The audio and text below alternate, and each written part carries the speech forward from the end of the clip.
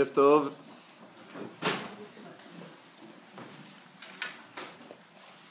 Alors ce soir nous allons aborder un sujet particulier, spécial. Nous n'allons pas parler de la paracha.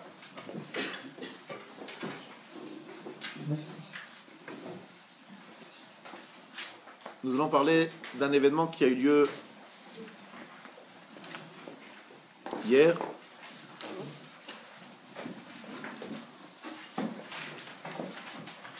Comme vous le savez, dans un Bet Knesset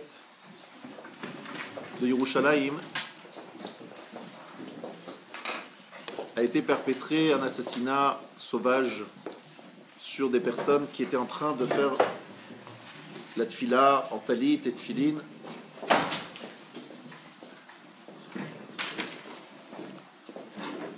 Et il est absolument inimaginable.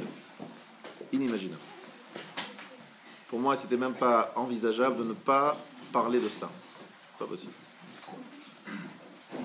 Normalement, on devrait être tous sous le choc. On ne devrait pas pouvoir faire autre chose que de penser à ça.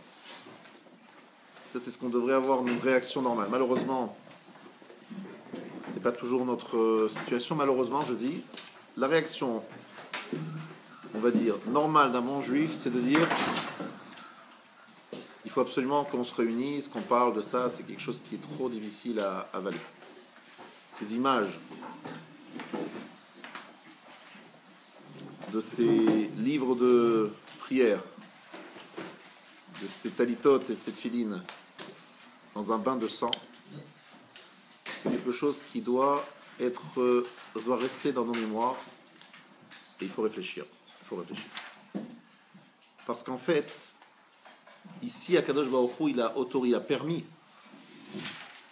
à ces assassins de rentrer dans le Kodesh HaKodashim. Les gens qui sont en train de faire la tfila, les gens qui sont en talit et tfilin,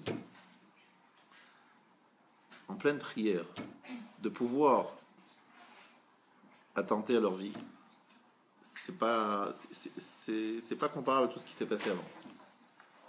C'est quelque chose qui doit nous remuer jusqu'au fin fond de notre âme, parce que sans regarder le pourquoi du comment, c'est-à-dire comment ils ont fait ça, quelles sont techniques, on regarde finalement qu'est-ce qui s'est passé. Hachem a permis, c'est-à-dire s'ils l'ont fait, c'est que Hachem quelque part était d'accord que l'on puisse toucher des gens qui sont en train de faire la tfila et qui ont un talit et tfilin. Donc ils étaient a priori protégés par la mitzvah, les mitzvot qu'ils étaient en train de faire. Comment on comprend un truc pareil? Comment on vit avec quelque chose pareil?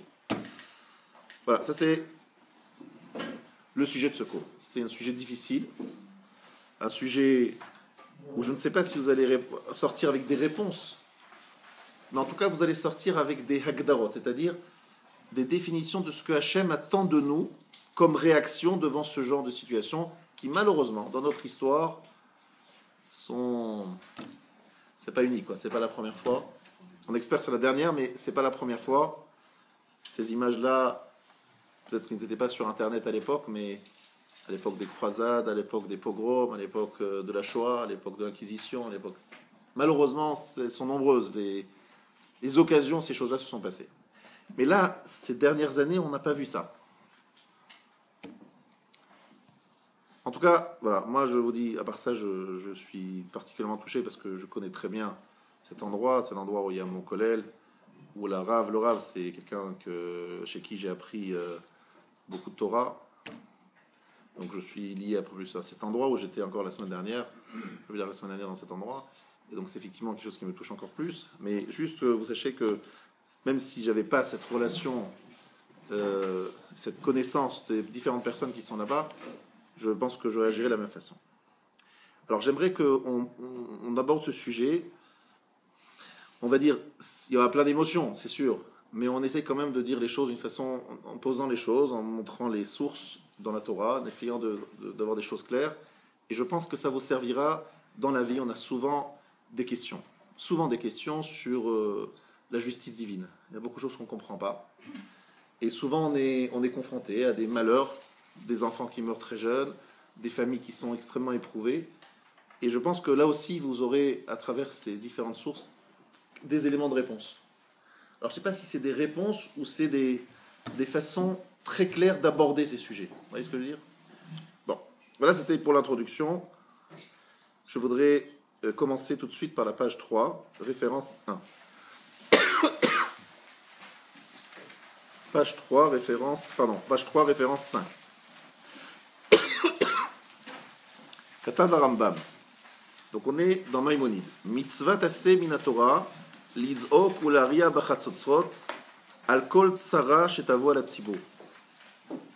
C'est une mitzvah positive de la Torah. De crier, de sonner avec des trompettes, pour chaque tzara, chaque souffrance, chaque épreuve qui vient sur la communauté. Shenemar al tzar atzorer etrem vareotem b'chatzotzot. Klomar, kol davar sheyatzar lachem, chaque fois que vous aurez une souffrance, que gon batzoret, si par exemple il y a une famine, déver, la mort, arbé, bon la peste s'appelle la peste, arbé, les sauterelles, kayutseben, zaku variou. Lorsqu'il y a une souffrance, il y a quelque chose qui arrive, il faut sonner le chauffard, sonner dans les trompettes. Davar zemidarket shuvahu, ça fait partie des chemins de la teshuva chez Bizman, chez Tavot, Sarah, Veizaku, Alea, Veyariou. Lorsque une Sarah, une souffrance, une épreuve arrive et qu'on réagit ainsi, on pleure, on implore à Kadosh Baruch Hu, Yedou Akol, Shebiglal Maasem, Araim, Hura Laen. Qu'on sache que ça ne vient jamais gratuitement, par hasard, c'est toujours lié à des mauvaises actions. C'est par la teshuva, par la prise de conscience, qu'on arrivera à se débarrasser de cette épreuve. Avalim lo yizaku velo yariu. Mais s'il n'y a aucune réaction, ni on implore Hachem, ni on sonne dans les trompettes, on dira non, ça fait partie du minhag haolam. C'est quoi minhag haolam? Bon, c'est le problème israélo-palestinien, c'était des gens qui travaillaient là-bas, qui s'étaient pas... Bref, bon, on essaye d'expliquer. Tsarazo, Nikra, Nikrit, c'est un mikré. C'est arrivé, voilà, parce qu'il y a des tensions, parce que Mahmoud Abbas, parce que le Hamas, parce que ceci, parce que cela. Arezu derer achzariyut. Alors là, c'est un mot... Ça, c'est les mots de Rambam, vous savez. Les mots de Maïmonide. Derer achzariyut. C'est un chemin, une approche... Achzariyut, c'est quoi l'achzariyut? Vous savez traduire achzariyut? La cruauté. Quel rapport avec la cruauté ici? Achzariyut, c'est la cruauté. Alors le mot achzariyut, c'est en fait un jeu de mots. C'est deux mots composés. Achzar, seulement étranger. Lorsque je suis cruel avec quelqu'un, c'est que j'ai aucune sensibilité par rapport à ce que... Je m'en fous ce qu'il ressent. Derech achzariyut, c'est-à-dire que je suis complètement insensible, indifférent. Il y a quelque chose qui se passe, bof, ça glisse. C'est que je suis complètement insensibilisé, voilà, les choses passent. Donc, c'est pas la cruauté dans le sens français premier, c'est-à-dire je suis cruel avec quelqu'un. Ici, il n'y a pas de cruauté envers quelqu'un. Il s'agit tout simplement d'un événement, aucune réaction. La vie continue. Ça s'appelle être arzar, c'est-à-dire étranger à tout. Hachem, il t'envoie un message. Il y a un message, il y a quelque chose, il faut réagir, il faut y réfléchir. Comment tu peux rester comme ça, indifférent? Tu continues ta vie, voilà, comme si de rien n'était. Arzar, arzariyut. Voilà les mots de Rambam, je n'invente rien. Et il nous dit le Rambam, et pour continuer, Goremet lahem lehidabek b'maasem aravim. Donc, ils vont s'attacher encore plus à leurs mauvaises actions. V'tosifat sarat sarot acherot. Eux, ils vont continuer à faire le mal, et les tsarot vont se multiplier. Les souffrances vont continuer. Ça veut dire que nous avons une mitzvah positive de la Torah. Est-ce que vous avez bien entendu? Lorsqu'une chose arrive, une tsara, une épreuve arrive pour le peuple juif, c'est une mitzvah positive de la Torah, je répète, de s'asseoir et de dire, mais c'est quoi cette affaire? C'est quoi cette histoire? Qu'est-ce qui se passe? Qu'est-ce qui se passe? Qu'est-ce qu'on fait? Voilà la réaction normale. Rambam, mitzvah positive de la Torah. Parce que si on reste insensible et qu'on ne réagit pas, ben, Akadosh Baruch Hu dit, ben, je leur envoie un message, rien. Mais c'est pas... Si tant de gens ont vu ces images horribles, tant de gens ont entendu, ça veut dire que tout le peuple juif est concerné, tout le peuple juif a été sensibilisé.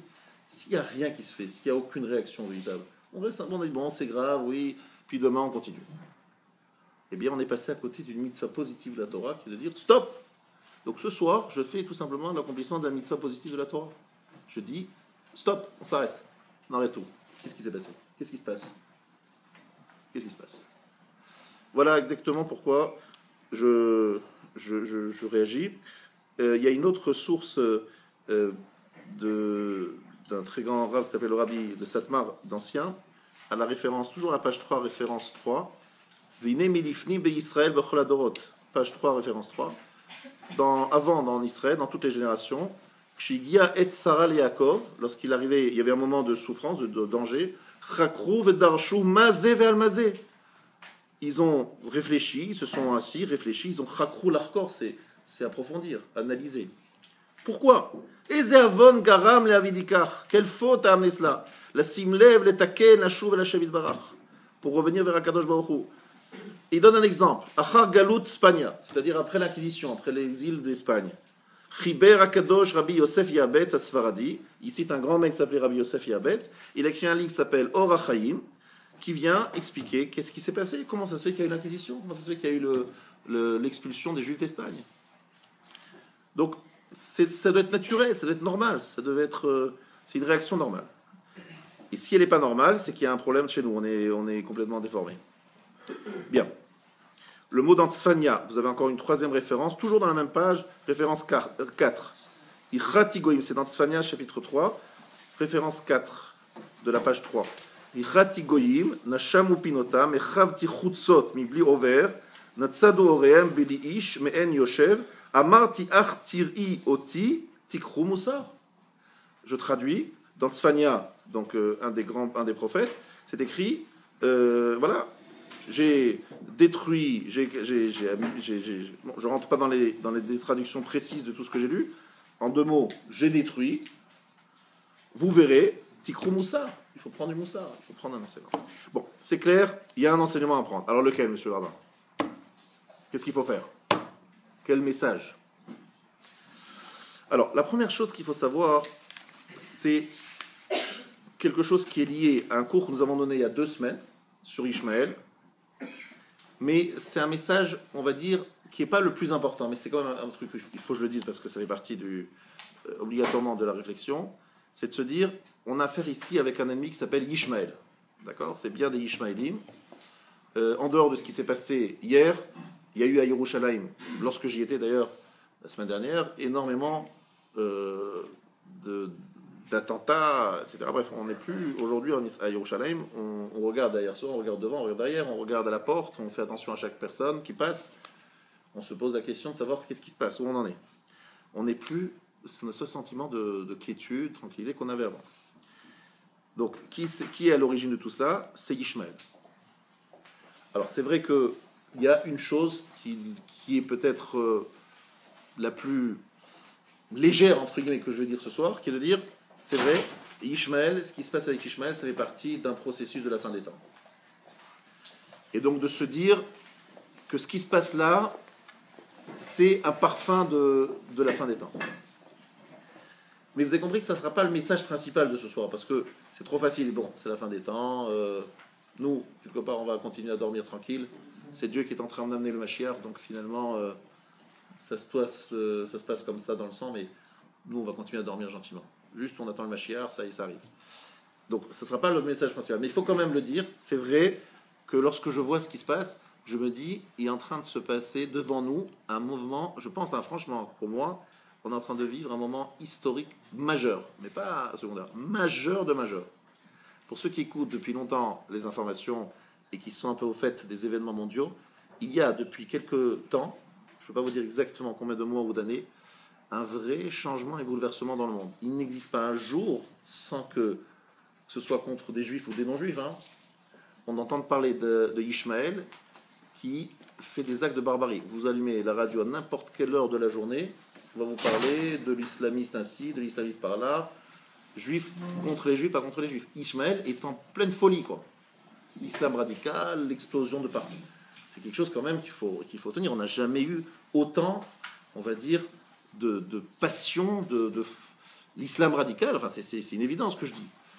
Et cette chose-là, ça doit nous faire réfléchir. Mais qu'est-ce qui se passe ? Il y a quelque chose qui se passe en ce moment. Qu'est-ce qui se passe ? Alors, ça, effectivement, c'est vrai. Il y a un message qui est lié à la fin des temps. Donc, juste 2-3 mots sur ce point-là. Donc, à la page 3, référence 1, je l'avais cité il y a 2 semaines, Rav Chaim Vital. Rav Chaim Vital qui nous rappelle quelle est la place de Ishmaël à la fin des temps. Sha'ar arba galuyot hen meshulot el chayot keniskar besefer Daniel. Les 4 exils sont comparés aux bêtes sauvages du rêve de Daniel. Velishmael liyoto ben Avraham. Ishmaël est le fils d'Avraham. Venimol, il a la mila. Nikra pere Adam. Il est appelé Adam. C'est-à-dire que les autres nations, Babylone et par exemple les Perses, les Grecs et Édom, sont comparés à des animaux dans le rêve de Daniel. Vous reverrez là-bas, je ne vais pas rentrer dans les détails parce que ça prendrait trop de temps. Par contre, Ishmaël, il est appelé Adam. Le mot utilisé dans la Torah, c'est Adam. Donc c'est un homme, Adam. Mais il est appelé Péré Adam. Homme, mais avec un adjectif qui le précède. Il est Péré. Et Péré, on a expliqué la dernière fois, c'est quelqu'un qui cherche à se libérer. Il y a une certaine sauvagerie, une certaine barbarie, mais une certaine volonté de liberté. Donc, on voit chez le Rav Chaim Vital que Ishmaël est le fils d'Avraham. Et il a la Mila. Velo Adam Gamour, mais ce n'est pas un homme totalement, parfaitement, mais chez Mal Velo Para. Il a fait la Mila, mais il n'a pas fait la Priya. Vous savez ce que c'est la Priya ? C'est prendre la peau de la Mila et la replier, comme on le fait nous. Eux, ils ont une Mila, mais pas exactement pareil à la nôtre. C'est une Mila sans Priya, c'est une Mila partielle. Kiliyoto Adam, je suis à la page 3, référence 1. Kiliyoto Adam, les Sibat Hiyoto ben Avraham. Il est Adam parce qu'il est le fils d'Avraham.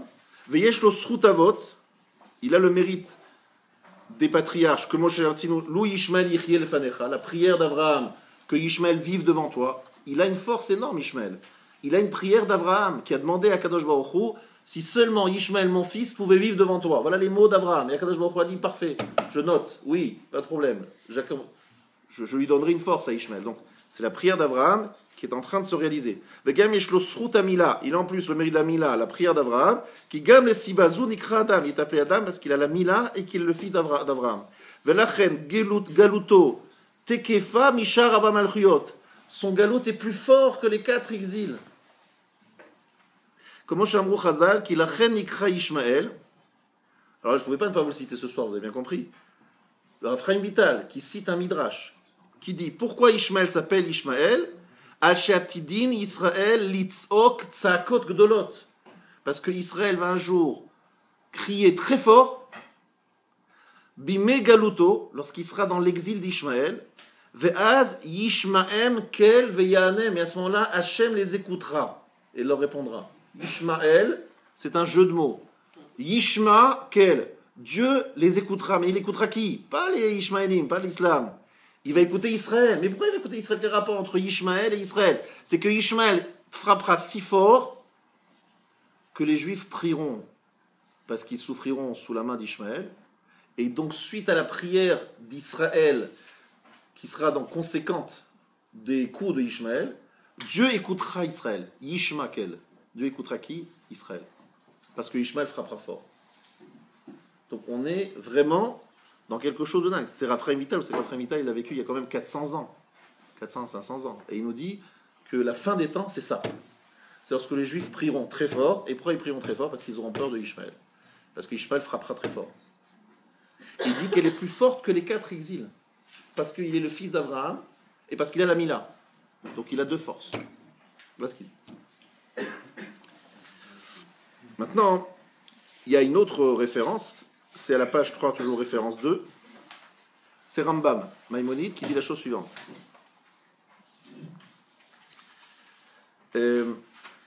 Je ne vais pas lire tout le texte. C'est un texte qui se trouve dans des lettres que Rambam a envoyées aux Kehilot, aux communautés de Yémen, du Yémen, et où il leur dit la chose suivante.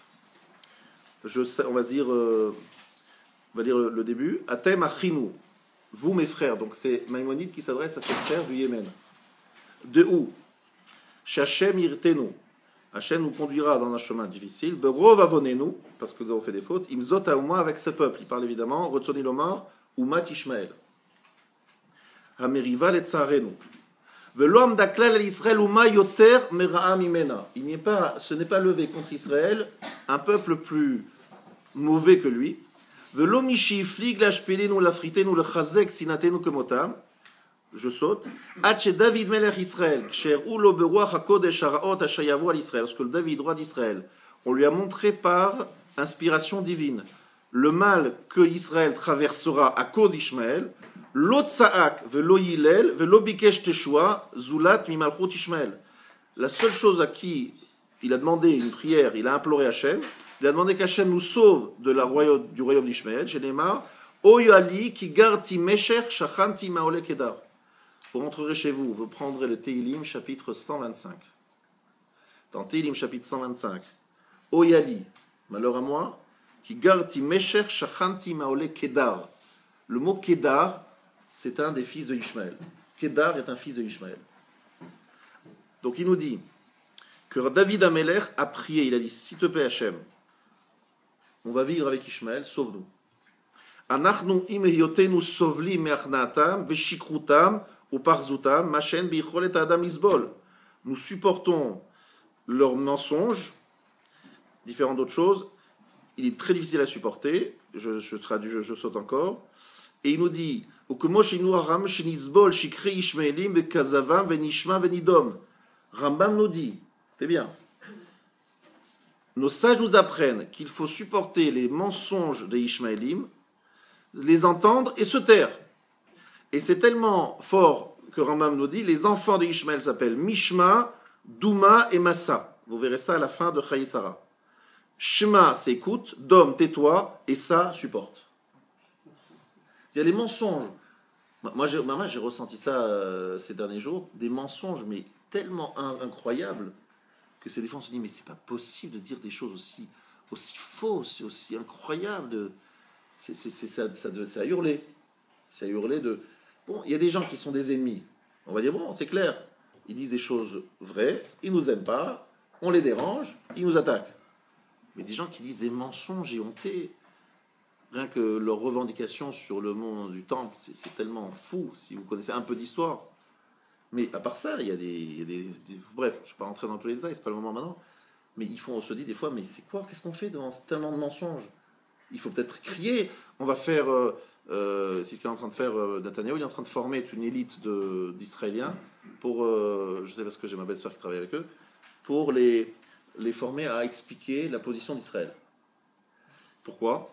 Parce qu'il se trouve, il y a un gros problème, c'est qu'effectivement, l'islam, enfin, les Palestiniens en tout cas, ils ont formé franchement des très bons représentants, mais qui disent des mensonges et hontés, mais ils distillent dans les médias internationaux, c'est très bien relayé par tous ces médias, et il faut pouvoir répondre. Alors, le Rambam il dit, ça sert à rien de répondre, je vous dis la vérité, ça sert à rien, il dit que ça sert absolument à rien. Les mensonges continuent à être dits avec beaucoup d'aplomb. La seule chose, c'est de se la fermer. Il dit comme ça, Kol Hashan Isbol, que de la mode imaim beshalom. Il ne dit pas plus que ça. Il nous dit, Ukvar irganu atzmenu gdolim uktanim lisbol achnata. Il faut donc un peu quelque part les supporter. Il a 3 lignes avant la fin. V'chol Hashan Isbol, que de la mode imaim beshalom, yoreru alenu milchama vecherev. Il ne faut pas se dire, bon, on va supporter, on va se la fermer. Comme ça, on fait la paix, ça va être apaisé. Il dit, non. Yoreru alenu milchama vecherev. C'est pas parce qu'on va être gentil et on va se la fermer qu'ils vont pas nous faire la guerre et prendre le glaive. Ani shalom vechi adaber hema la milchama. Regardez le chapitre dans Teilim 125. Ani shalom, moi je suis en paix. Vechi adaber, et lorsque je parle, hema la milchama, mais eux ils sont en guerre avec moi. C'est-à-dire, je veux pas faire guerre. Je veux parler de paix, mais eux ils font la guerre.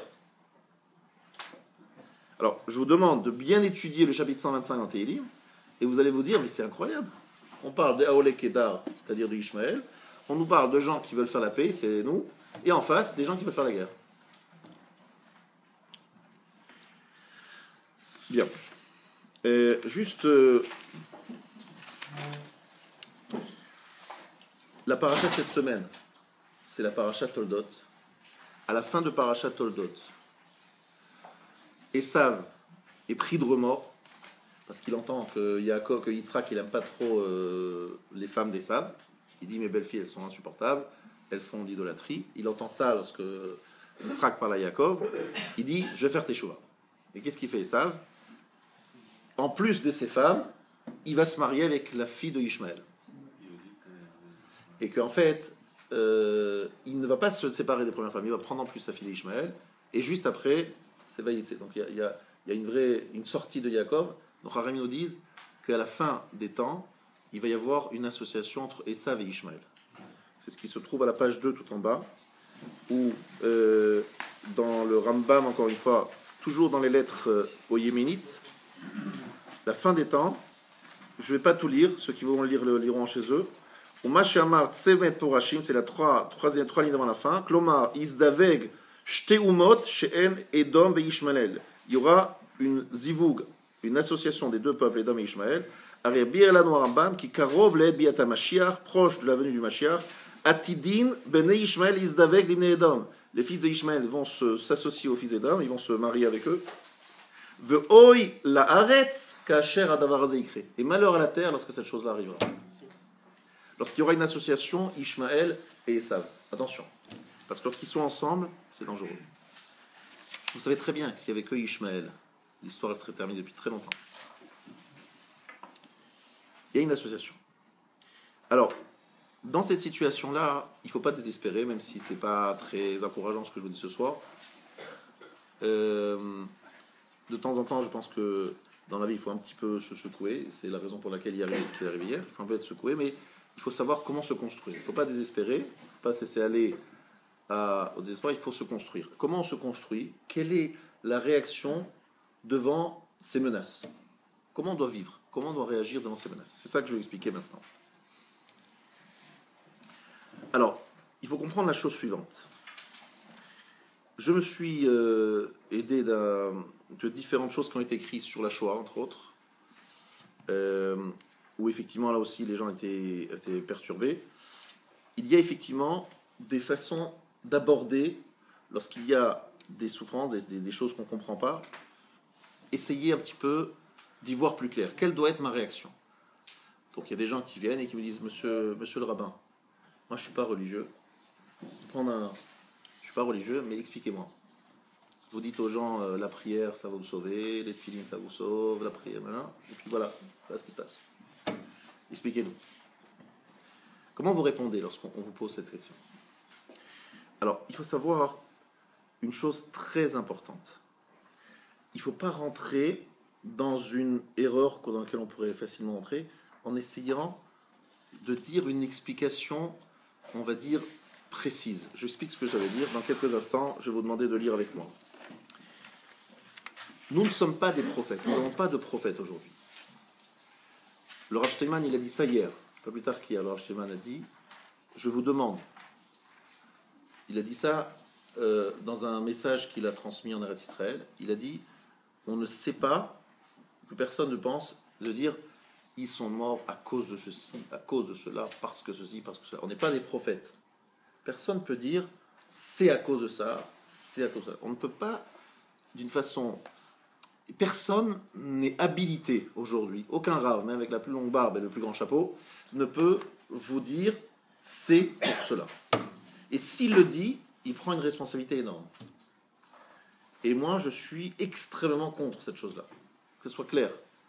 Si vous attendez de moi que je vous dise voilà, c'est arrivé parce qu'il y a ceci, parce qu'il y a cela, eh bien vous allez être très déçus. Non seulement je ne vais pas le dire, et je suis très contre de le dire. Parce qu'il faut un prophète pour pouvoir le dire. Où c'est écrit, si vous le voyez, c'est écrit dans plein d'endroits, mais regardez bien par exemple à la page 5, référence 1, Kulanu Omrim,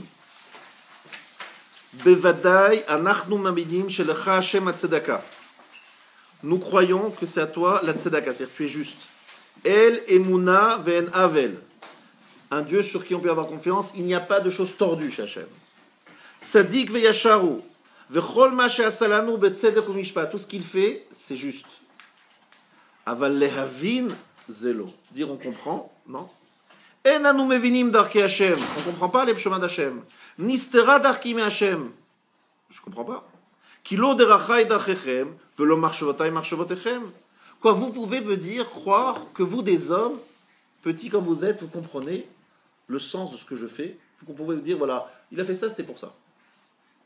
Yedia davarze ou le ma'ala me asagatenu enoshit. C'est au-dessus de notre compréhension. Comme Moshe asig et atzmiuto idbarach. De façon qu'on ne peut pas comprendre Dieu lui-même. Car ifshar la asig drachav. Ou madvarim shekisa atik yomin de kavod elokim haster davar. Le kavod elokim, cette fois de cacher. Il y a des choses qu'Akadosh Baruch Hu a volontairement cachées. Et de vouloir dire, je explique ceci, j'explique cela, c'est révéler, c'est essayer de révéler des choses qu'Hachem a voulu, de façon très claire, il a voulu les cacher. Mais ce que je ne comprends pas, alors comment on vit ça alors? On veut nous cacher, alors qu'est-ce qu'on fait? C'est quoi alors? Quel est le... Alors je ne réfléchis pas. Et là, et la finesse, là il faut beaucoup de finesse. Il faut que vous compreniez bien ce que je veux dire maintenant, parce que ça c'est le point important. C'est-à-dire, d'un côté je dis, on n'est pas prophète, on ne peut pas expliquer, c'est au-dessus de nous, c'est au-delà de notre compréhension. Alors on vit ça comment? On dit bon, on ne comprend pas? Et on vit comment après? Si on dit on ne comprend pas, on vit comment après? Alors là-dessus, je voudrais qu'on étudie ensemble une Gemara.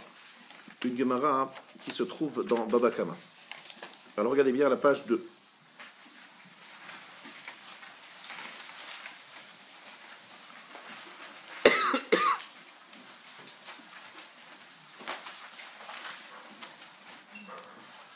Page 2, il y a deux références. Il y a la première référence, on va faire à la référence 2. Kamash Malan, Rabbi Shimon ben Nachmani, Rabbi Yeronatan. En puranut ba'al haolam, ela bizman shereshaim ba'olam.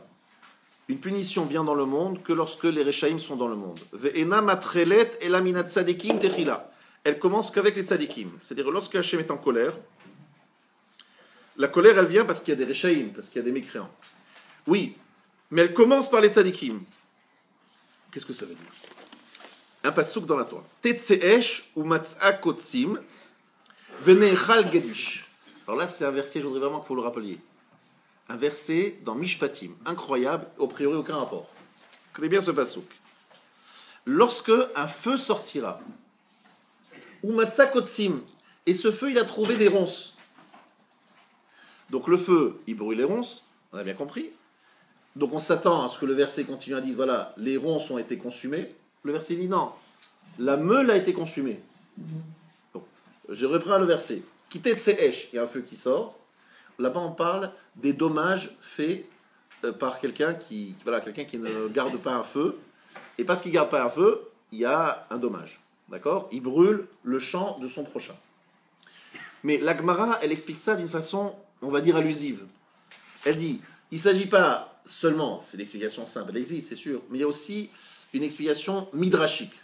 Lorsqu'un feu sort d'un champ, enfin de chez moi, parce qu'il a trouvé des ronces, donc les ronces facilitent l'accès du feu, venez Chal Gadish, mais c'est la meule qui a été consumée. La Gemara dit, mais attendez, on parlait des ronces, on ne parlait pas de la meule. Réponse de la Gemara, les kotsim, les ronces, c'est une allusion au Rechaim. Et Gadish la meule, c'est une allusion au Tzadikim. Donc le feu est sorti parce qu'il y avait des ronces. Mais ce qu'il trouve en premier, c'est pas les ronces. Les ronces ont juste permis d'allumer le feu. Mais ce que le feu trouve en premier, c'est la meule, c'est-à-dire le Tzadik. Le Tzadik, c'est celui qui part en premier lorsqu'il y a une pouranout, une sanction qui doit arriver dans le monde. Bizarre ça. Qu'est-ce que le tzaddik ici il a fait? Au contraire, c'est dit que la faute, c'est le rachat. Pourquoi est-ce que le tzaddik qui en prend sur la tête? Qu'est-ce qu'il a fait le tzaddik? Alors pourquoi le tzaddik? Parce qu'il faut savoir que pour nous, le tzaddik il a une responsabilité par rapport à l'ensemble du peuple juif. Nous considérons que si on était plus tzaddik, il y aurait moins de rechaïm. Il faut savoir, vous ne vous rendez pas compte de l'exemple que l'on donne dans notre façon d'être. Imaginons qu'il y avait une société, ou une ville en Israël, ou une ville en Chutz La'aretz, où tout là-bas était parfait. Rien à redire. C'est une société parfaite. Les gens sont pratiquants, ils sont extrêmement généreux les uns avec les autres, il n'y a jamais un mot de travers, jamais de médisance, jamais de colère. C'est un monde parfait. Vous pensez une seconde qu'il restera un type non religieux dans le monde, il va dire, attendez, là, c'est parfait, ben, on va tous aller. Malheureusement, le tzaddik, il a aussi des défauts, il n'est pas 100% tzaddik. Donc qu'est-ce qui se passe? Ou s'il était encore un peu plus tzaddik, il protégerait par son mérite, ou en tout cas, il donnerait un exemple qui ferait qu'il n'y ait moins de Réchaïm. Les Réchaïm seraient moins rachats. Ça veut dire que le tzaddik a une responsabilité énorme. On lui demande, quelque part, de prier ou d'élever cette tzidkout pour protéger l'ensemble de sa génération. Donc c'est pour ça qu'il prend en premier. Il y a une autre raison à ça. Il y a une raison aussi parce qu'Akadosh Baruch Hu, lorsqu'il prend le tzaddik, ça expie beaucoup de fautes. Donc ça évite beaucoup d'autres korbanot, beaucoup d'autres morts. Parce qu'en prenant un tzaddik, il évite la mort de beaucoup d'autres gens. Voilà.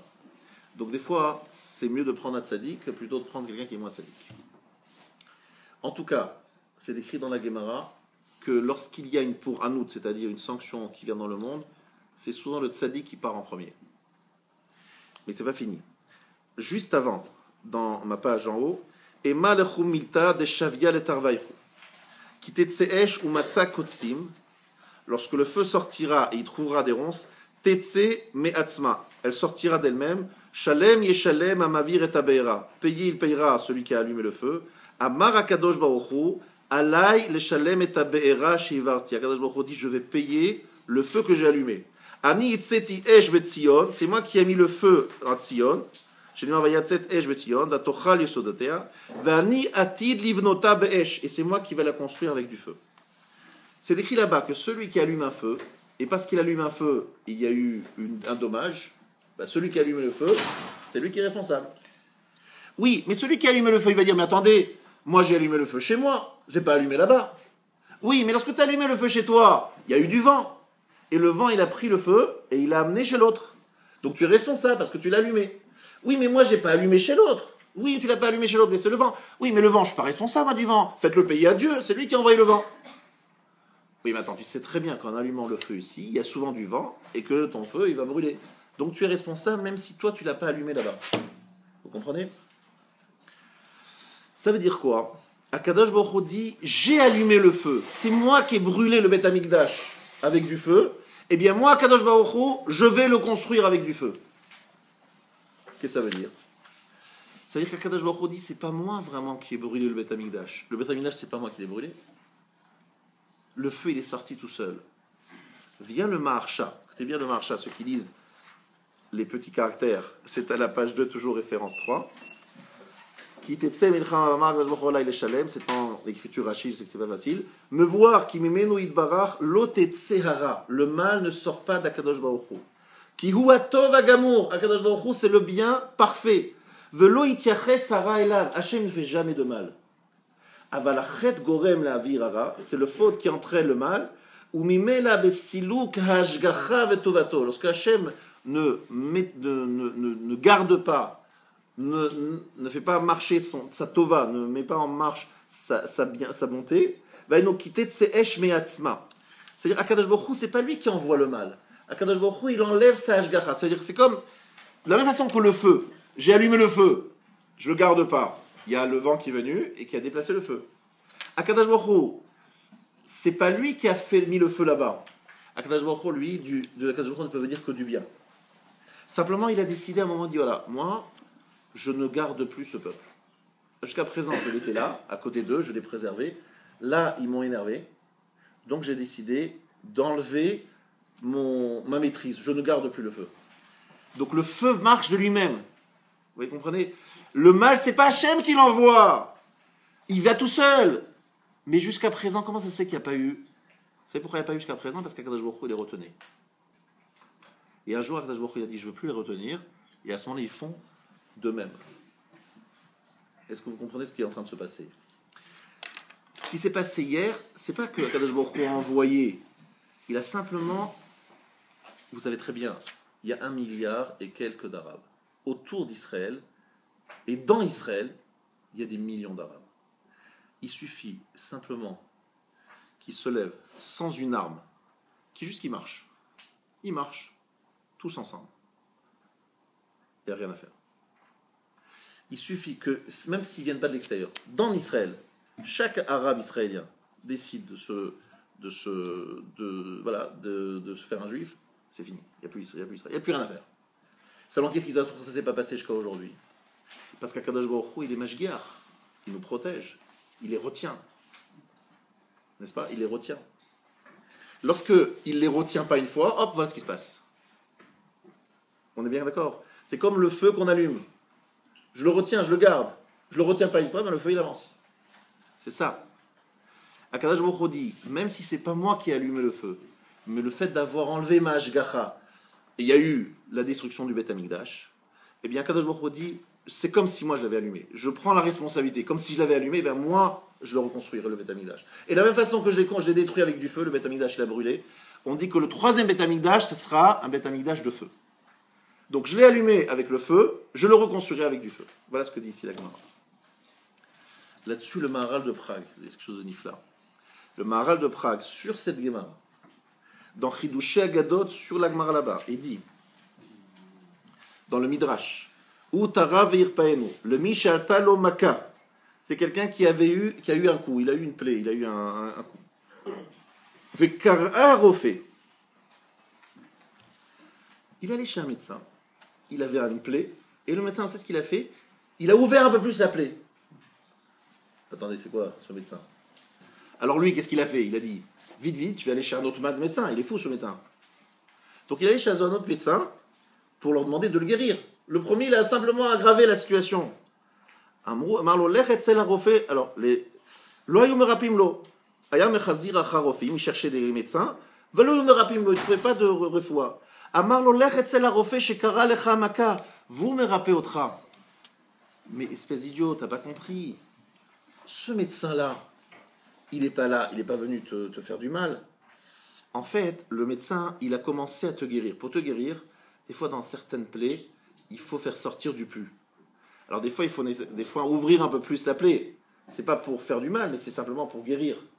Donc le premier, il a un système, il a une méthode. Et cette méthode-là, les autres médecins ne la connaissent pas. Donc on est allé chez le premier médecin, il n'a pas compris ce qu'il a fait, il est parti très vite. Il est allé chez d'autres médecins. Les autres médecins disent, mais t'es un imbécile, il fallait rester chez le premier. Il était en train de te guérir, mais t'as pas compris. Alors retourne chez lui, il va te guérir. Il est retourné chez le médecin, ce qu'il dit ici le Maharal au nom du Midrash. Retourne chez le médecin qui t'a déchiré la plaie, et lui va te guérir.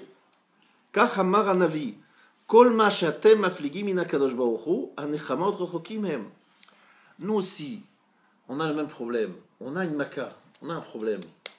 Qu'est-ce qu'on fait? Eh bien, Akadosh Baruch Hu, il nous fait un peu mal des fois. Il nous donne des coups. Alors qu'est-ce qu'on se passe? On se dit, bon, franchement, la religion, c'est pas ça, finalement. Dieu, il ne nous s'occupe pas de nous, il nous fait que du mal. Bon, on va aller voir ailleurs. Donc on cherche des médecines, on cherche des médecins ailleurs, on cherche des solutions à nos problèmes ailleurs. Et puis finalement, on se rend compte que Hachem, il ne voulait pas nous faire du mal. C'était un médecin, il voulait nous soigner. Seulement, on n'a pas compris qu'il voulait nous soigner. Le coup la déchirure qu'il a faite, c'était juste dans le but de recoudre après. C'est pour mieux coudre après. Mais nous, on n'avait pas compris. On a pensé qu'en allant chez d'autres médecins, on trouverait une guérison, des médicaments, quelque chose pour se guérir. Mais finalement, les autres disent, mais non, on n'a pas le moyen. Il faut retourner chez le premier médecin. Le médecin, c'est lui qui est en train de guérir. T'as pas compris. Ainsi dit le Maharal de Prague. Je suis quelques lignes avant la fin de cette référence 4 du Maharal. Aven Masheim Shil Makat Hashem Itbarach Larofé. Comprends bien. On compare ce que fait Hashem à un médecin. Shekara Maka Lomar Lacha Ki Makat Hashem Itbarach Kol Makotav Ena Rak Lerapot Et Acholé. Tous ces coups, c'est juste pour guérir. Ve'av Ki Ika Hashem Itbarach Israël En Ze Aka Nershav. Rak Hashem Itbarach Make Otam Leasir Achet Alede Isurim. Hashem, il veut juste enlever le pus. Vous savez ce que c'est le pus? C'est la faute. Il veut la vider pour pouvoir après recoudre.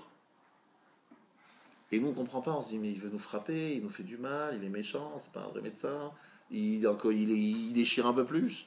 Non, t'as pas compris. Il veut vider la plaie, il veut l'enlever le pus. Le pus, c'est la faute. Alors, c'est pas facile, ça fait mal, mais c'est pour guérir après. Pour après, il peut refermer et ça sera guéri.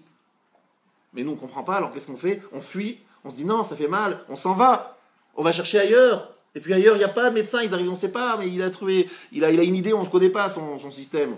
On ne comprend pas. Donc on retourne, chacun de on dit, mais qu'est-ce que tu as voulu faire? Hachem dit, mais t'as pas compris. Je ne voulais pas te faire du mal, je voulais te faire du bien. Maintenant, ça fait mal, c'est effectivement ce que j'ai fait. Mais c'est pas pour te faire du mal, c'était pour guérir après. Voilà ce que c'est. Le Maharal dit, c'est ça. Le feu qui sort, qui t'étsehe, chacun lorsqu'il laisse le feu sortir, c'est jamais pour nous faire du mal. C'est pour nous faire du bien. Seulement pour que ça fasse du bien, il faut que la personne soit consciente que c'est un médecin qui vient le guérir. C'est pas quelqu'un qui vient lui faire du mal.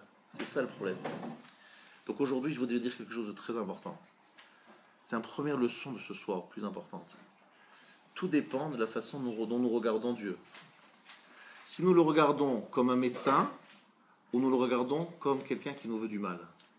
Si on le voit comme un médecin, on peut guérir. Si on le veut comme quelqu'un qui veut nous faire souffrir, et qu'on lui en veut, et qu'on se rebelle, et qu'on lui... Bon, on ne comprend pas des fois. Et donc ça nous fait mal. Donc peut-être on peut avoir une réaction de remise en question. À ce moment-là, jamais on pourra trouver la refoua. Parce que lui, il est là, il est en train de guérir quelque chose. Il est en train de soigner. Mais nous, on a une vision très très courte des choses. Par exemple, le Chafetz Chaim dit un jour, c'est écrit ici dans la dernière page, je ne vais pas le lire, c'est pas la peine. Le Chafetz Chaim dit, un jour quelqu'un est rentré dans une synagogue. Et il a vu qu'on faisait monter la Torah, Rishon, Sheni, Shlishi, Revi, Chamishi, Shishi, Shivi. Il va chez le Gaba, il dit, écoutez, je ne comprends pas. Qu'est-ce que vous avez? Il vient, c'est la première fois qu'il est dans une synagogue. Hein. Vous savez, nous les Juifs, on rentre dans une synagogue, on a comme raison qu'on est les patrons, c'est comme ça. Il dit au Gaba, je ne comprends pas pourquoi vous avez privé monter celui qui se trouvait au fond de la synagogue, Shlishi, celui qui se trouvait au nord, Revi, et l'autre Amishi. Pourquoi vous n'avez pas fait monter celui qui est à côté là-bas?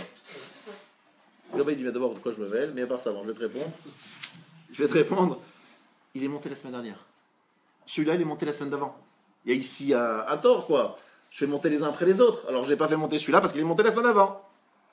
Ah, d'accord. Espèce d'imbécile. Avant de râler, réfléchis. Tu es venu un Shabbat. Comment tu veux comprendre quelle est la logique de monter à la Torah? Tu viens qu'un Shabbat, tu ne peux pas savoir ce qui s'est passé Shabbat dernier et Shabbat d'avant. Tu as une vision très courte des choses. Sinon, on voit des choses terribles. Et ça nous rebelle, ça nous dérange profondément. On dit à Kadosh Baruch Hu, mais c'est quoi cette histoire? Et pourquoi t'as fait ça? Et là-haut dans le ciel, Kadosh Baruch Hu dit, mais de quoi ils se mêlent ceux-là? Ils ont rien compris. L'histoire elle a 6000 ans. L'histoire de ce personnage qui sont morts, c'est une longue histoire que je ne connais pas. Je ne sais pas pourquoi ils sont morts de guerre. Mais je sais qu'il y a une raison. Je sais que c'était juste. Je sais que c'était Minatov. Je ne le comprends pas, je ne le sais pas, je ne peux pas vous expliquer. Je ne peux pas vous dire, oui, je connais, oui, j'ai vu dans mon rêve hier soir, ils m'ont apparu, ils m'ont raconté que c'était un Gilgoul, qu'il finissait une vie, machin. Je ne vais pas vous dire ça, c'est faux, c'est n'importe quoi, je ne peux pas vous dire ça.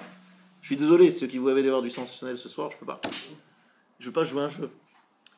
Mais je sais une chose. El Emuna Ven Avel. Akadosh Baruch Hu, on peut avoir confiance en lui. Il n'y a rien qui soit autre chose que quelque chose de juste et quelque chose de bon. Ah mais ça fait mal, il déchire. Pour guérir. Il déchire, mais je ne comprends pas, mais qui me dit, je sais quelle histoire il y a eu. Quelle est leur véritable vie à ces gens-là? Pourquoi ils se sont terminés comme ça? Je ne sais pas. Vous allez me dire, ouais, mais c'est gentil, monsieur le rabbin, vous savez pas, finalement, il vaut mieux pas commencer à parler d'un cours, vous dites aux gens, je ne sais pas. À la limite, taisez-vous. Ne dites rien. Ne dites pas aux gens, je ne sais pas. Ça fait ridicule. Alors, je dis, je ne sais pas, mais je dis, j'ai confiance. Mais je dis autre chose, Rabotai. Je dis qu'en fait, Akadosh Baruch Hu, il ne peut pas révéler le pourquoi. C'est impossible. Et là, je vais vous apprendre quelque chose de très mechoudash. J'ai reçu ça de mes maîtres il y a très longtemps. Vous savez tous que le monde tient sur le libre arbitre. Sur le libre arbitre. La raison pour laquelle on est là, c'est le libre arbitre. Et en fait, Akadosh Baruch Hu, entre guillemets, pour que le monde existe, il faut qu'il y ait des situations où on dise, nous les rabbins, on ne sait pas. Il faut. C'est absolument nécessaire. Pourquoi ?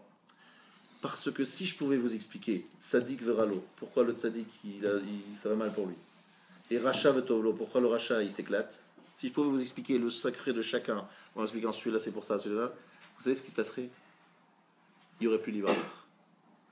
Akadosh Baruch Hu, il a caché aux hommes le secret de son jugement. Pourquoi celui-là, et pourquoi pas celui-là, et pourquoi quand même celle-là, etc. Il l'a caché. Pourquoi il l'a caché ? Parce que c'est pas tes oignons. C'est pas mes oignons. Mais je dois expliquer aux gens, j'ai un chiour à donner, il faut que les gens ils comprennent. Mais dis-leur qu'ils ne comprennent pas et que toi tu ne sais pas. Voilà ce qu'il m'a dit à Akadosh Baruch Hu de dire. Je ne sais pas. Dis-leur que tu ne sais pas. Et alors, ils vont peut-être se lever et dire, bon, sinon, même le rabbin il dit, il ne sait pas. Donc finalement, pourquoi est-ce qu'on resterait ici à les croire ? Ils disent qu'eux-mêmes ils ne savent pas. Donc on s'en va. La réponse c'est que lorsque vous avez une maman, écoutez bien ce que je vous dis maintenant, c'est une image très forte. Vous avez votre mère. Et votre mère, elle vous dit, mon chéri, s'il te plaît, ne va pas là-bas. Ou vas-y. Et très franchement, vous ne comprenez pas ce qu'elle vous dit. Vous ne savez pas pourquoi elle vous dit ça. Qu'est-ce que vous faites ? Il y a deux possibilités. Soit vous dites, bon, maman, s'il te plaît, je suis grand, ça y est, maintenant, je fais ma vie. Je fais ma vie, lâche-moi les baskets, je sais ce que je fais. Soit vous dites, c'est ma mère, elle-même, elle me connaît. Elle me dit, s'il te plaît, ne va pas là-bas, je sais que c'est pas bon pour toi. C'est pas bon pour toi. Je te dis franchement, j'ai fait avant toi, j'ai fait l'expérience, on est un peu du même style, de même nature. Je suis allé là-bas, ça m'a coûté très cher. N'y va pas, c'est pas la peine. Je te dis pour toi. Et moi, je dis, mais maman, je ne crois pas, c'est toi, je te dis, n'y va pas. Si vous pensez vraiment que votre mère, elle vous aime, et je pense que vous êtes tous conscients que c'est le cas, vous direz à votre maman, d'accord, j'ai compris, maman, je ne comprends pas pourquoi. Moi, je pense que je suis un peu différent, je crois pas, mais je fais confiance en toi. Si tu me le dis, c'est sûrement pour ce que tu m'aimes et pour mon bien. Donc, j'ai confiance en toi, j'y vais pas. Ça, c'est quoi ? C'est l'expression d'un amour et d'une confiance. Tout le chiot que je vous donne ce soir, il est basé sur la phrase qui va venir. Ve'ahavta et Adonai Elohecha b'chol levavcha ou b'chol nafshecha ou b'chol meodecha. Une nouvelle lecture de ce verset. Tu aimeras Hachem ton Dieu de tout ton cœur, de toute ton âme, ça veut dire même s'il te demande de donner sa vie. Ou b'chol meodecha, ça veut dire quoi ? Comment vous avez traduit jusqu'à aujourd'hui b'chol meodecha ? De tout ton argent. Mais vous n'avez pas lu la deuxième lecture de Rashi. Bechol mida ou mida shumoded lecha. Dans toutes les mesures qu'il te mesure. C'est-à-dire, peu importe comment il se conduit avec toi. Et pas seulement avec toi, avec d'autres. Pourquoi ? Parce que comment vous savez si quelqu'un il aime ? Vous savez comment c'est qu'on aime ? Vous savez si quelqu'un il aime ? S'il dit, peu importe ce que tu me dis, ce que tu me fais, je sais, j'ai confiance en toi, je t'aime tellement, je suis tellement sûr de ton amour, et je t'aime tellement, j'ai aucun doute que ce que tu me demandes de faire, c'est sûrement pour mon bien. Si, à un moment, vous doutez de cela, vous posez la question, mais est-ce que vraiment je fais ou je ne fais pas ? C'est que vous doutez de l'amour, non ? Si à un moment, vous commencez à poser une question, et vous dire, mais je vais quand même le faire. Mais la personne que vous aimez, qui vous connaît, vous dit, n'y va pas. C'est que quelque part, vous n'êtes pas sûr de son amour, ou vous ne l'aimez pas à 100%, vous n'avez pas totalement confiance en lui. Akadosh Baruch Hu, il a mis Bechol levavcha de tout ton cœur, de toute ton âme. Ton âme, c'est donner sa vie. Moi, j'aurais mis Bechol nafshecha de toute ton âme en dernier, non ? D'abord de ton âme et après avec tout ton argent. Pourquoi est-ce qu'il a dit toute ton âme, donc donner sa vie, ou Bechol meodecha, c'est le dernier de la liste ? Parce que Bechol meodecha, c'est plus difficile que Bechol nafshecha. Il peut y avoir quelqu'un qui dit, je suis prêt à donner ma vie pour la Torah, si on me fait le choix, dit, soit tu te convertis, soit tu fais la Torah. Il y a des gens qui sont prêts à donner leur vie, mais Bechol meodecha, c'est plus difficile. Parce que Bechol meodecha, c'est-à-dire accepter tout ce qu'Hachem fait dans ce monde, sans discuter, même si je ne comprends rien, et même si ça coûte très cher, parce que je sais qu'il m'aime. Ve'afta, parce que c'est comme ça que je montre que je l'aime. Je l'aime que si je suis capable, Bechol meodecha, qu'il me fasse des choses incroyables, difficiles, quand même, ou avec d'autres, Bechol meodecha, je dis, je t'aime. Je suis tellement sûr de ton amour, et je t'aime tellement que de toutes les manières, quoi que tu fasses, j'accepte. C'est dur, hein, ça. C'est plus dur que de donner sa vie. C'est plus dur que de donner sa vie, oui. C'est plus dur que de donner sa vie, parce qu'il y a tellement de questions. Et des fois, ça nous touche énormément. On a envie de crier. Mais on dit, mais si Hachem, il l'a fait, ça ne peut être que de l'amour, parce qu'il m'aime. Et moi, je l'aime. Donc ça peut être autre que ça. Mais je comprends pas. Ben oui, tu comprends pas. Et Hachem m'a demandé de faire jusque ça. Il m'a demandé de le faire. Où c'est écrit, Rabotai, ce que je suis en train de vous dire, c'est un des textes principaux d'ici. Regardez, à la page 4, référence 1. Sefer Haredim. Chayav Adam levarech al hara'a, keshem shemevarech al tova. Page 4 en haut. Un homme doit faire une bénédiction sur le mal comme il fait la bénédiction sur le bien. Brachot, page 54. V'ladad kama mimone mitzvot. Mitzvot tariag, mitzvot mitzvot. C'est une partie des 613 mitzvot. C'est le Sefer Haredim. Le hatzdik et adin ala meora. Ben begufo, ben bebanav, ben bememono. C'est quoi le hatzdik et adin? Justifier la justice, dire c'est vrai, c'est juste. Chez les mar veyadata im levavecha. Tu devras savoir qui kasha yaserish et beno, Hashem elokecha miasreka. Comme un homme frappe ou fait souffrir son fils, évidemment dans le but de le mettre dans le droit chemin, Hachem aussi le fait. Veikva zebelibo, veyakuf rosho veishtok, il doit baisser la tête, se taire. Chez les mar vayidom Aaron. Aaron s'est tu. Velo yatzdik nafsho melokim, gam lo yomar mikri, ou doit pas dire que c'est un hasard. Qui az yelech imo Hashem yidbar bechamad keri. Et là yepashpesh b'maasav veyashuv bitshuva. Il doit regarder ce qu'il a fait, faire teshuva. Vezechelek ikari mimitzvot ve'afta et Hashem elokecha. Dirtiv bechol meodecha. Sefer Haredim. Bechol meodecha, c'est être capable de dire à Kadosh Baruch Hu, c'est 100% juste ce que tu as fait. C'est 100% bon ce que tu as fait. Je comprends absolument rien. Ça m'a l'air d'être exactement le contraire. Mais je dis avec certitude que je suis certain que ce qu'il y avait de mieux. C'est trop dur ça. Ça c'est Vachem Bechol Meodecha. C'est une mitzvah positive. Ça c'est le Sefer Haredim qui le dit. Maintenant, il y a un Rabbi Nachman de Braslav. À la page 4, référence 4. Adraba, Kachaouiliot. Il dit au contraire, c'est normal que ce soit comme ça. C'est normal qu'on ait des questions sur Hachem. Il dit c'est bien d'avoir des questions sur Hachem. Les filles Gaduto Verobemuto. Vous savez pourquoi c'est normal? Mais il est trop grand, trop élevé. Il est beaucoup plus grand. Il est trop élevé, Hachem.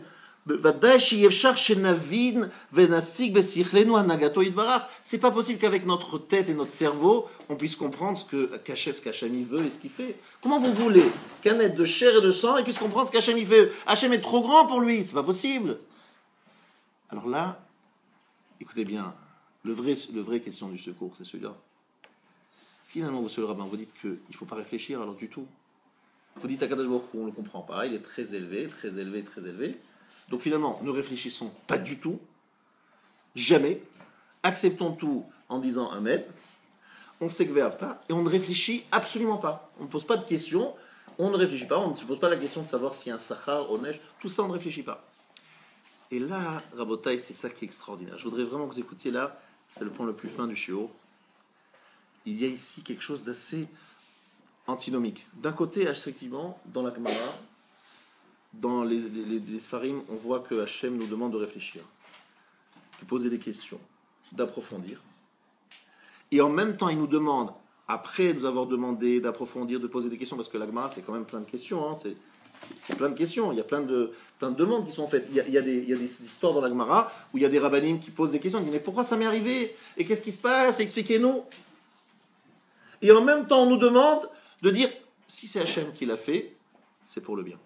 Vous ne trouvez pas que c'est contradictoire? Ou on dit aux gens ne réfléchissez pas du tout, ou on leur dit réfléchissez, posez des questions, et si vous ne comprenez pas, ben, c'est une question, c'est pas contradictoire. Alors écoutez-moi bien. L'homme, il doit se dire, je dois réfléchir ad makom shiado magat. Pourquoi? Alors là, c'est le point fin. C'est qu'en fait, moi, j'aime Hachem. Comme je l'aime, je veux le comprendre. Si j'ai par exemple un jeune homme qui aime une jeune fille, ou une jeune fille qui aime un jeune homme, si il ne pose aucune question, s'il ne réfléchit pas sur le pourquoi du comment, pourquoi est-ce qu'elle m'a dit ça, pourquoi il m'a dit ça, pourquoi il me parle comme ça, pourquoi il me parle pas comme ça, c'est que quelque part elle l'aime pas, elle s'intéresse pas à lui. Donc il faut qu'elle s'intéresse. Mais si des fois l'être aimé, il nous fait quelque chose qu'on n'apprécie pas, ou il a une façon d'être qu'on ne comprend pas, il a une façon, une approche qui n'est pas la nôtre. Dans tous les mariages, on le voit, on vit avec des femmes, les femmes vivent avec des hommes, qui sont souvent difficilement compréhensibles pour certains. C'est pas notre nature, c'est pas notre façon d'être. Donc quelque part, à un moment, on se dit, bon, je dois en même temps essayer de le comprendre, mais si arrivé à un moment, un stade, je dis, je comprends pas, ben, je me suis marié avec elle, je l'aime, eh bien je l'accepte. Et pas je l'accepte en disant, je l'accepte telle qu'elle est. C'est-à-dire, je l'aime telle qu'elle est, avec cette chose-là que je comprends pas. Mais si je ne réfléchis pas du tout, c'est que je l'aime pas vraiment, parce que je m'intéresse pas à elle. Donc je dois m'intéresser à elle, essayer de la comprendre, et en même temps me dire que ce qu'elle a comme façon d'être, que je ne comprends pas, que je n'accepte pas, que je ne perçois pas, je l'accepte telle qu'elle est. C'est vrai, c'est un peu contradictoire, mais c'est quelque chose qu'on vit en vérité au quotidien, lorsqu'on aime quelqu'un. On essaie de le comprendre au maximum, mais ce qu'on ne comprend pas, eh bien on est obligé de l'accepter, et finalement, quelque part, après un moment, si vraiment c'est un bon couple, des bons couples que je connais, à un moment, ils se disent, ben finalement, vous savez, son défaut, pendant des années, c'était très dur pour moi. Mais aujourd'hui, je l'aime aussi avec son défaut. Et ce défaut, quelque part, il me plaît. Pourquoi ? Parce que c'est elle. Ce défaut, ça fait aussi partie d'elle. Donc, comme c'est une partie d'elle, je l'aime avec ça. C'est un peu sa particularité. Alors, au début, ça me dérangeait. Mais maintenant, je l'aime tellement que finalement, c'est elle. Donc, si c'est elle, je l'aime parce que c'est elle. Vous comprenez ? Parce que c'est une partie d'elle. Ceux qui savent ce que c'est un couple vraiment amoureux, c'est exactement comme ça que ça se passe. Au début, c'est dur. On a envie de comprendre. À un moment, on essaie de discuter, de comprendre, puis finalement, on comprend qu'il n'y a pas de quoi discuter. Bah, franchement, un truc bizarre. Et après, non seulement on l'accepte, mais on aime cette partie-là aussi. Même ce côté un peu bizarre, celui-là, on l'aime aussi. Ça, c'est un bon couple. Eh bien, c'est exactement ce qu'Hachem nous demande avec nous. Il nous dit, pose des questions, essaie de me comprendre, parce que sinon, si tu n'essaies pas de me comprendre, c'est que tu ne t'intéresses pas à moi et que c'est en fait finalement pas une relation d'amour. Mais en même temps, une fois que tu n'as pas compris, lorsque tu arrives à une conclusion que tu ne comprends pas, aime-moi sans me comprendre aussi. Parce que si chaque fois qu'on aime quelqu'un, on devait le comprendre à 100%, c'est qu'on ne l'aimerait pas vraiment. C'est ça le point le plus important. Quelle est la preuve d'amour ? C'est si j'aime quelqu'un qui quelque part, qui me dérange sur certains points, qui quelque part, je ne comprends pas. Donc, aimer, c'est aller au-delà de la réflexion, du raisonnement. Si à un moment, dans mon raisonnement, c'est quelque chose de bizarre, et que je finis par aimer cette partie-là, c'est que finalement, j'aime vraiment cette personne. Donc, Akadosh Baruch Hu, il fait exactement le même test avec nous. Vous m'aimez ou vous m'aimez pas ? Ben, on t'aime lorsque tu es sympa. Mais lorsque tu fais des choses bizarres, on n'aime pas. Alors, si vous dites ça à votre femme, je t'aime lorsque tu es bien luné, et lorsque tu as tes moments où tu es vraiment bizarre, là, j'aime beaucoup moins. Je pense que votre femme, elle ne va pas apprécier du tout. Elle va dire quoi ? Tu m'aimes à moitié, tu m'aimes les jours pairs, les jours impernants, les jours où je suis sympa. Bon, je suis une femme, je suis lunatique, c'est comme ça les femmes, elles sont comme ça les femmes. Bon, les hommes aussi des fois. D'accord ? Mais si vous lui dites, je t'aime lorsque tu es sympa et machin, mais quelque part, maintenant que je te connais, lorsque tu es bizarre, je t'aime aussi comme ça, parce que finalement, c'est partie de toi, c'est une partie de ta personnalité. Ben, je t'aime parce que tu es cette femme-là, et je t'aime parce que tel que tu es, c'est là que vraiment vous l'aimez. Donc, ce que je voulais expliquer ce soir, c'est que toutes les questions que vous aurez dans votre vie sur Hachem, réfléchissez bien à l'image que je vous ai donnée. C'est vraiment une image exacte. J'essaie de vous traduire de façon très vulgarisée ce qui est écrit dans les Sfarim Akdoshim. Hachem veut qu'on l'aime de Chol Meodecha. Peu importe comment il se conduit. Une femme, elle demande à un homme, et un homme, elle demande à une femme de l'aimer tel qu'il est. Peu importe tel qu'on comprenne ou qu'on ne comprenne pas. Je veux que tu m'aimes tel que je suis. Pas tel que tu veux que je sois. Vous comprenez ? Parce que quelque part, ça voudrait dire que je t'aime parce que tu fais quelque chose qui me plaît. C'est-à-dire, en fait, quelque part, tu t'aimes toi-même, et moi, je fais ce que toi tu aimes, donc tu t'aimes parce que tu m'aimes parce que tu fais ce que tu as envie, ce que j'ai envie. Mais lorsque je fais quelque chose que tu n'aimes pas, tu m'aimes pas. Ça veut dire que tu ne m'aimes pas vraiment. Tu m'aimes lorsque je suis un peu le reflet de ce que toi tu veux. Vous comprenez ? Parce que le vrai amour, c'est Bechol Meodecha. Il y a effectivement ici une image très forte. Un jour, je ne vais pas tout dire tout ce que j'avais prévu, mais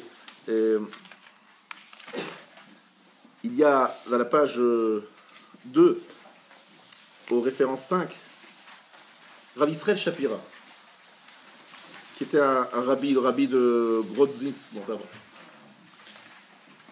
שהכניסו את הנשים של המחנה, קהל של כמה אלפי איש לחצר ההשמדה בטרבלינקה.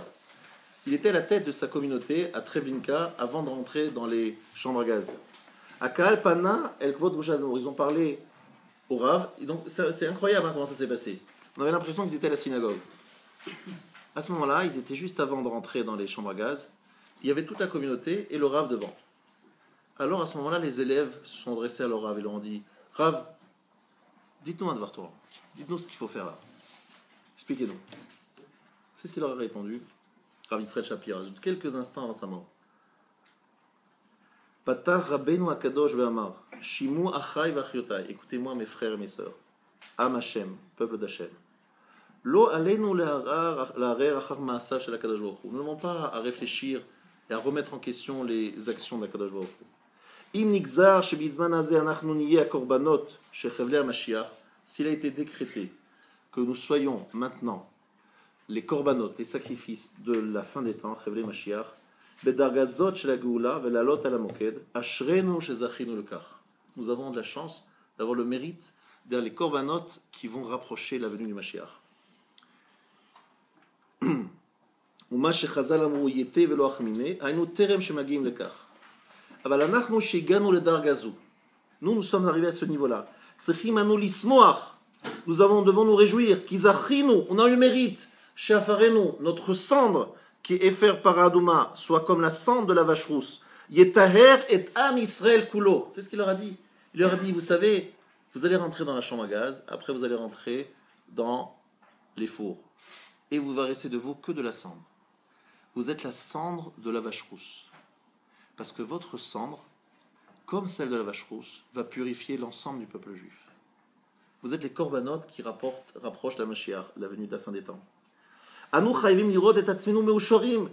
Soyons heureux. Shenafal bechelkeinu lislol et haderech lifnei hagoel. Nous avons tracé la route devant le libérateur. Ulkabel be'ahava et akedatenu.